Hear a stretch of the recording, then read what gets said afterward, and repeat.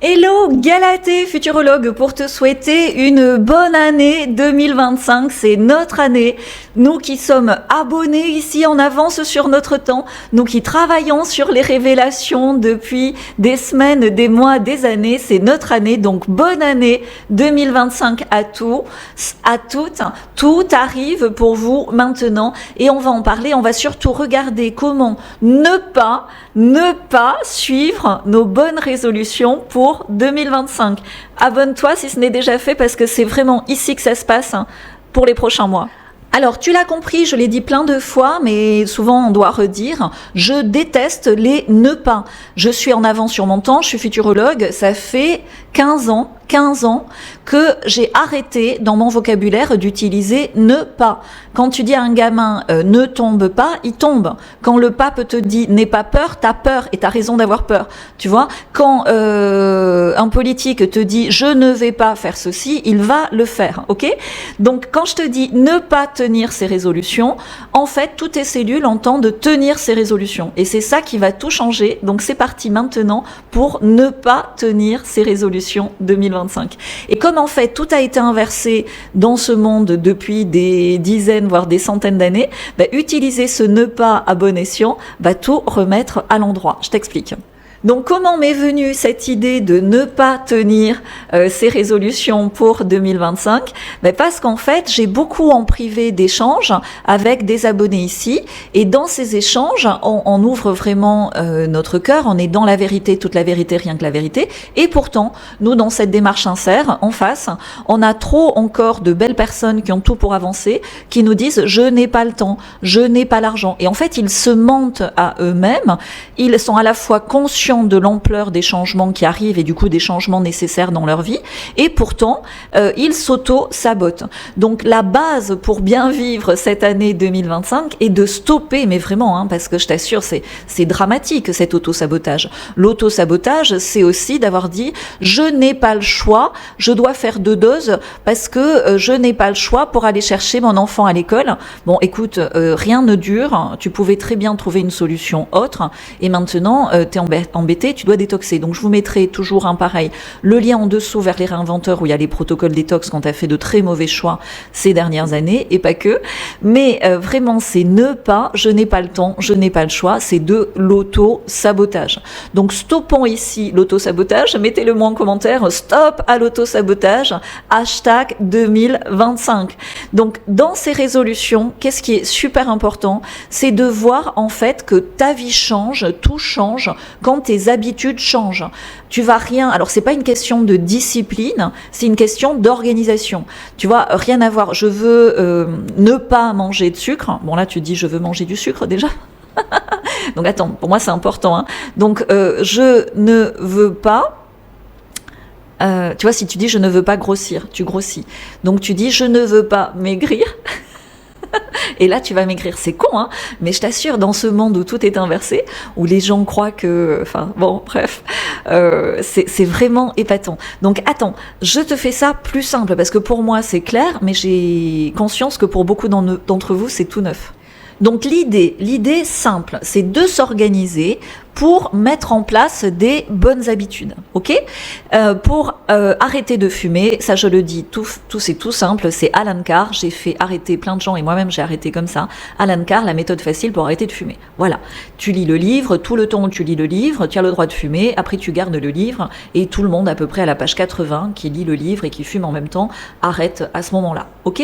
Donc ça c'est pour te montrer qu'il y a des solutions et ça part des habitudes. Pour le sucre, arrête d'acheter du sucre ou des choses sucrées, c'est tout simple, c'est une organisation avant d'être de la discipline. Et quand ça fait 3-4 semaines comme ça, qu'il n'y a plus rien dans tes placards de sucré, et du coup ton corps se nettoie, et de façon simple, tu vas réduire énormément les quantités de sucre, et quand tu vas manger au resto ou ailleurs ou à l'extérieur de chez toi quelque chose d'un petit peu sucré, ça va te paraître beaucoup trop sucré. Voilà, c'est comme ça qu'on applique un changement par de l'organisation en amont. Donc quand tu dis je ne me couche pas plus tôt, en fait tu veux te coucher tôt, ok ? Donc soit tu dis je choisis de me coucher tôt, ou même si c'est difficile, même s'il y a trop de choses intéressantes sur les écrans, même si j'ai pris de mauvaises habitudes en 2024, moi, Galatée, je choisis de me coucher plus tôt. Comment je fais ? Avant, je postais beaucoup sur Telegram, comme tout le monde, de façon désordonnée. Aujourd'hui, je poste 3 synthèses, juste 3. Voilà. Et du coup, c'est beaucoup plus intense, beaucoup plus révélateur, beaucoup plus efficace. Donc moi, je me couche plus tôt, et ceux qui sont abonnés sur Galatée Futurologue sur Telegram, ils se couchent plus tôt aussi. C'est simple, ok ? Donc, en fait, sois extrêmement vigilante à tes ne pas, et ça va changer au fur et à mesure. C'est une question d'organisation déjà de langage. Dans quelques mois, voire un an, le ne pas aura complètement disparu de ta vie. Et quand tu l'utilises encore, sois vigilant à l'inversion que cela provoque. Donc, par exemple, je ne limite pas le sucre. Je ne limite pas le sucre. Ça veut dire quoi ? Je limite le sucre. Voilà. Ou sinon, tu dis, même si c'est difficile, même s'il y a énormément de tentations, même si j'ai des enfants, moi, Galatée, je choisis de vider complètement mes placards de tout ce qui est sucré. Et bon, la vérité, rien que la vérité, toute la vérité, de me l'autoriser de temps en temps le week-end, en évitant de rajouter un excès à l'autre. Simple, basique. Et comme ça, d'une solution l'autre, tu avances et tu changes, ok ? Donc faites-le aussi en commentaire, soit avec les ne pas, ça permet de voir où vous en êtes, soit carrément si vous êtes plus en avance et au niveau au-dessus, et que vous avez déjà chassé les ne pas et ces doubles négations de vos vies, dans ces cas-là, de façon beaucoup plus directe. On continue ? C'est parti. Alors souvent, quand ça ne va pas, tu vois, ça ne va pas. Non, il faut bien en rire. Ça ne va pas. Ça va, en fait, ça va. Mais qu'est-ce que t'oublies ? T'oublies le discours de gratitude. T'oublies de voir tout ce qui va. Ça ne va pas. Ça va, mais tu refuses de le voir. Donc, liste en commentaire, un super exercice déjà pour bien démarrer l'année, tout ce qui va. Donc, même si c'est difficile, même si j'oublie, même si j'ai tendance à chouiner, même si j'ai tendance à critiquer, même si j'ai tendance à juger, même si j'ai tendance à jalouser, moi, je choisis d'être régulièrement dans la gratitude. Et la meilleure façon d'être dans la gratitude, c'est un truc que j'ai institué dans mes traditions familiales avec mes enfants et pour moi aussi, même moi, je le fais devant mes enfants. On monte sur une table, une chaise, et on fait un discours de gratitude. Et dans la seconde, tu as les énergies qui changent. Quel meilleur jour qu'aujourd'hui pour faire un discours de gratitude et inviter tes proches, voire leur ordonner de le faire aussi. C'est une bonne organisation de vie, surtout avec ce qui s'annonce en 2025 et pour les années qui viennent. Quelqu'un qui dit également « je ne m'aime pas ». Évidemment, tu aimes qui tu es, mais tu refuses encore de voir tes qualités et donc c'est là aussi un manque de gratitude de toi à toi. Et quand tu refuses de voir ce qu'il y a de positif à l'extérieur de toi, tu refuses de le voir en toi et du coup tu refuses de le travailler. Tu vois, moi il y a des choses sur lesquelles tu mets ton focus qui vont s'améliorer et des choses auxquelles tu retires ton focus qui vont disparaître. C'est aussi simple que ça. Ok ?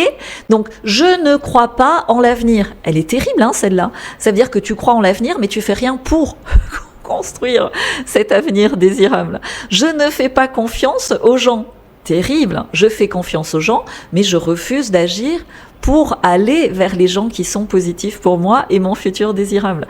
Il y en a plein comme ça. Je ne vois pas les opportunités. Je vois les opportunités, mais je m'auto-sabote en refusant d'agir dans leur direction.